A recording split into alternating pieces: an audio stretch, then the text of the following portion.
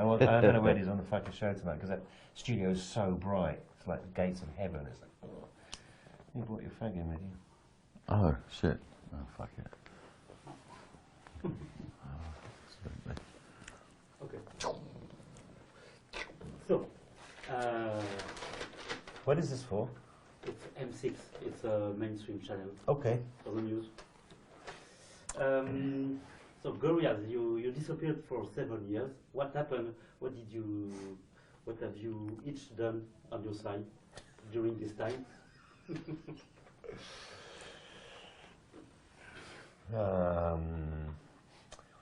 Well, you took some time off. I took some time off.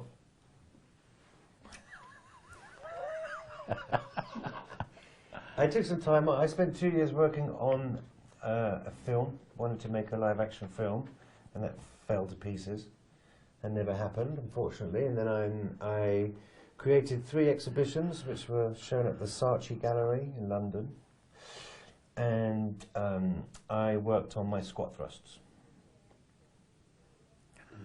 I discovered yoga. What? I discovered yoga.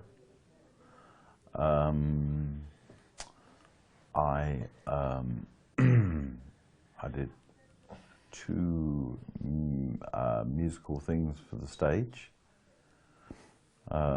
English National Opera and National Theatre. I did another Blur record, did a solo record, did quite a few records in Africa. Okay. So it was a pleasure to work together again. It's always a pleasure to work with Jamie. It's always a pleasure to work with Damon. But you know, no, I mean that sincerely. I meant it. It's you know, Gorillaz takes a long time. It's not something you just throw out. It takes no. This has been like probably 2.5 years since we really started to work on the album. So and then of course once you finished it, there's a good year of promotion and touring and everything that goes with the lifespan of the album. So it's 3.5 to 4 years each time you do an album. So when you finish, you have to step away from it and do other stuff because otherwise you become stale. So it's good to move on, and then you come back to it, and we come back to it. We're both better at what we do. We've learned more. I'm much better at drawing, and so you bring that to the next project. Okay. About Humanz, the album, is there a main message in this album? Something you Well, I tried to sort of create something that was balanced between male and female voices.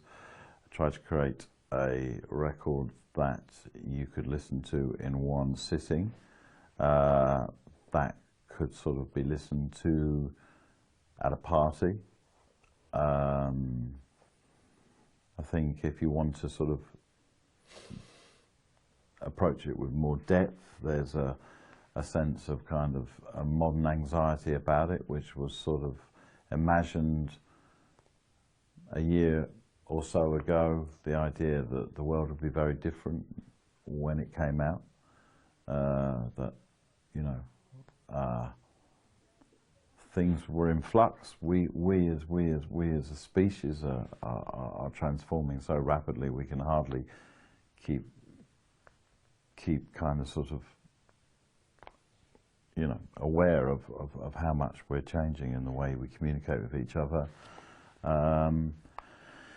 You know, yeah, that kind of thing, really.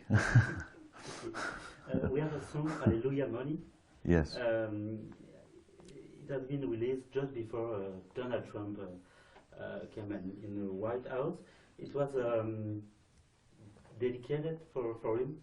Well, dedicated to him. To him, sorry. No. No, It was a complete accident.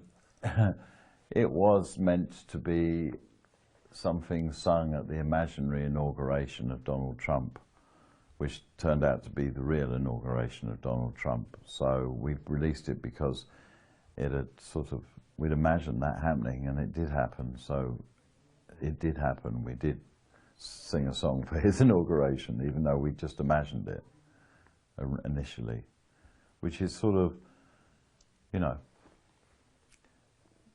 I kind of, it's sort of, I wonder how it would be if Hillary Clinton had won. Everything would be so.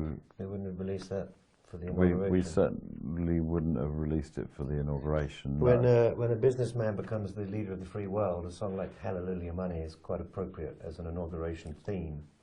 Yeah, it was. Yeah, it was part of the sort of dystopian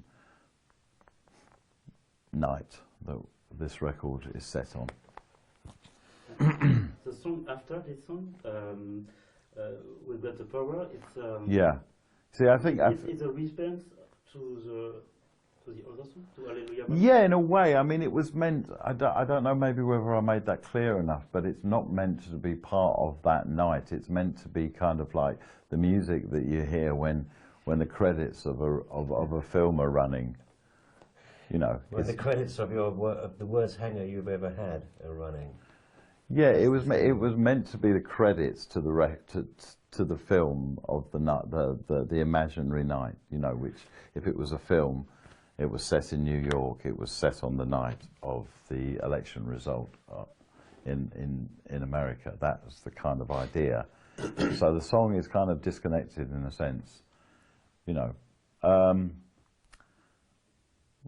And yeah, You like to leave things on an optimistic note. yeah, Possibly. on an optimistic note, but also it is disconnect. There is a disconnect between Hallelujah Money and that, you know. If it would have made more sense if you were watching, if had been visuals to the whole album, and then it had stopped with at the end of Hallelujah Money, and then he'd said power, power, power, power, power, power, power, power, power, power, power, power, power, power, power. Stop the end, bang. We got the power to be. See, it's yeah. That was the Makes idea. sense to me. Well, it makes sense to me as well, but I don't know. I think sort of people take it very literally sometimes. You have to listen know. to the album in sequence. You have to listen to the whole album, and then, as always, as we said before, there's always a narrative. Yeah, I mean, it's an uphill struggle making a record with a narrative in this day and age. I think it's the truth, because people don't listen to music in that sense anymore. They take stuff out, you know, and obviously, if you know, and you stream so much of the record before it comes out, so people are totally familiar with 6 songs and they haven't heard any of the other stuff. So obviously, when they listen to it, if they bother to listen to it in order, they go, oh, well, I like that song, because, well, you like it. I'm just going to jump to that one I like. Yeah, yeah, because you already know it. You haven't, you know, there was a time back in the mists of the past where the first time you experienced a record was when you put it on your record player and you listened to it from beginning to end.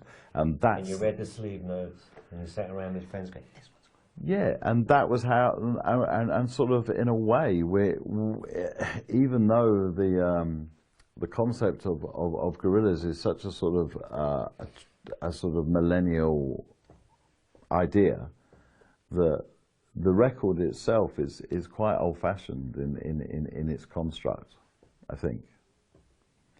So I feel, you know, people will only really understand this record and enjoy it fully when they just are familiar with everything on it, if they bother to give it that time, you know, and then it will make sense. There was some French words in this song. Yes. You chose together to Jenny put Peck. French. Well, I just asked Jenny if she would express that sentiment in French, because I thought she's French and that would be a really kind of sort of cool thing for her to do, and she was up for it. So. Like French? Hmm? You like French? Do I like French? Yeah. Yes. That's a strange question. I like French too. I love France. I love France. I think France is one of my favourite Are countries. you worried about France now? Am I worried about? Well, am I worried? I mean, I live in England. It's like I'm worried about England primarily, but obviously, the good news is though that I did imagine Donald Trump winning, but I can't imagine Le Pen winning. So therefore she's not going to win. I know. It's okay. She's not going to win. You heard it from me first. You choose together the guests. That's what I'm going to do tonight. I think that's going to be yeah. You're probably right. I hope you're fucking right. No, I am right. She's not going to win. I've seen it. It's fine. So don't worry about it. It's fine. I'm an immigrant, so I hope she doesn't fucking win. Do you choose together the guest on the album? We chose Ben together, didn't we? Yeah, and what?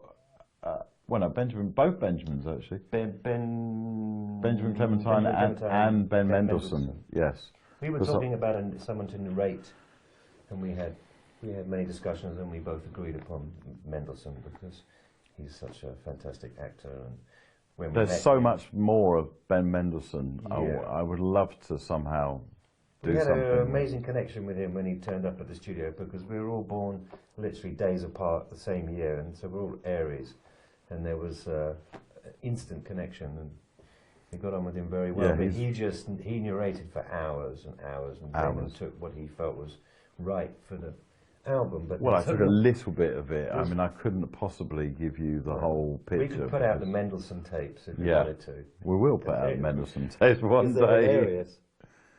Yeah, no, we must put out the Mendelsohn tapes. Yeah. I think we should. Yeah. And in this album there is a lot of guests. There certainly are, yeah. There were more. There were even more than you know, but you know, we put as many people on the bus as we could, and you know. We're trying to limit our tour buses to less than 10 tour buses this time because Plastic Beach, we had 10 tour buses going around America. It's a lot of tour buses. Yeah. It's a lot of people to feed and shelter and pay and look after. It's an unnecessary amount of petrol as well, to be totally honest with you. Shameful, really. But what did you decide to be surrounded like this? But with all well, it's because I love meeting new people with different life experiences and perspectives, and seeing how you can, you know, it's actually more kind of sort of why it's called Humanz, because it is a humanistic record in that sense. It's not about any individual person. It's not about me. It's about the idea that, you know, through communication and unity, we're stronger. And you know, this idea that the people should isolate themselves, which is a very modern condition and something which we're all terrified of, but is happening around us all the time. This isolation. This is the antithesis of isolation. So in that sense, you know, we are at the vanguard of the antithesis. Do you have some anecdotes about? Oh my God, do we have anecdotes? So many. Anecdotes. But they're not all clean. Well, I think, you know, the fact that at about 2:45 in the morning in my studio, Grace Jones decided to demonstrate her handstand abilities was not something I'd ever experienced before while working with a musician. I mean, you know, they're all such brilliant, interesting people. They, yeah.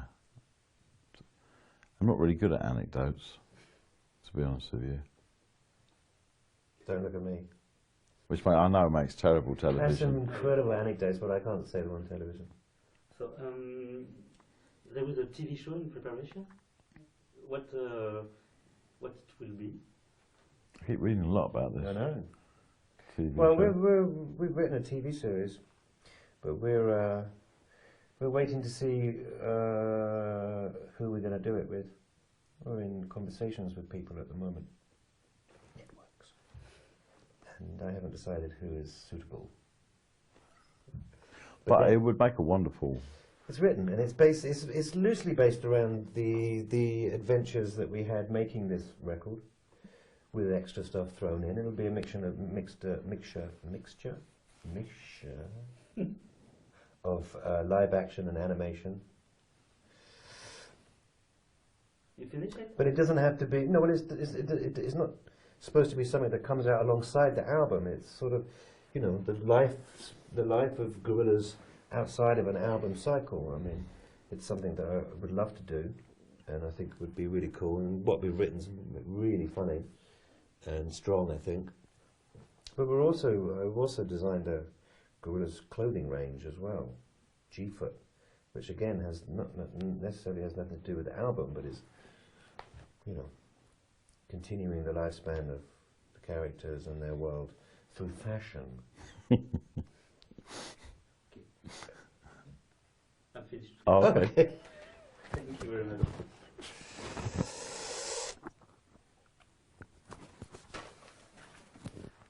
Thank you. Well, I think use the toilet there. Oh, is it here? Yeah, that's the nearest one there. Was it the shower?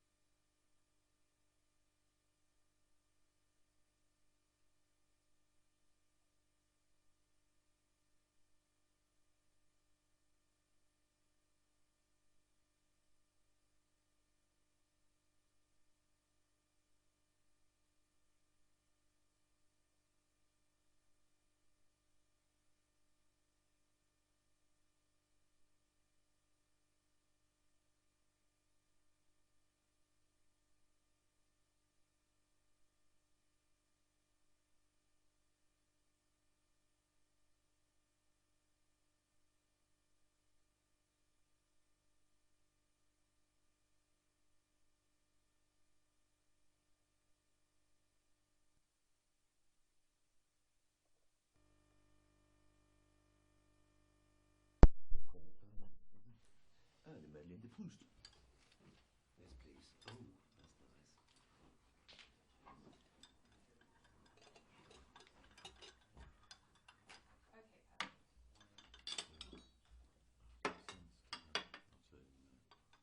So the next two things are photos, which are going to be downstairs in the bar. So take your camera girl. Downstairs in the bar with people looking at us. Oh, God, I hate it. Get rid of the people. Fucking hell, why don't you just put us in swimming costumes and put us standing on the street? There's no one in the bar. Let's go to